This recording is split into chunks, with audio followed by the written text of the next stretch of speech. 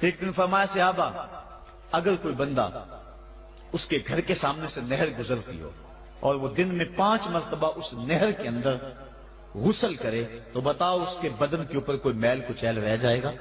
अर्ज की नहीं। फरमाया इस तरह जो 5 नमाजें पढ़ता है उसके बदन के ऊपर गुनाहों का मैल नहीं रहता। फरमाया सलातो मेराजुल मोमिनीन, नमाज मोमिनों का मेराज है। इमादुद्दीन अस्सलात, नमाज दीन का सुतून है।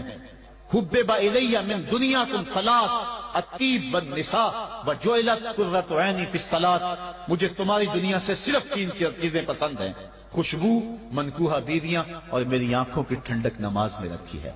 और हुजूर ने यह भी इरशाद फरमाया, मन तरक सलाता मुतअम्मिदन फकद कफर, जिसने जानबूझ के नमाज छोड़ी गोया उसने कुफर ही तो किया, यानी काफरों वाला काम किया। हजरत इमाम फखरुद्दीन राजी ने तफसीर कबीर में लिखा,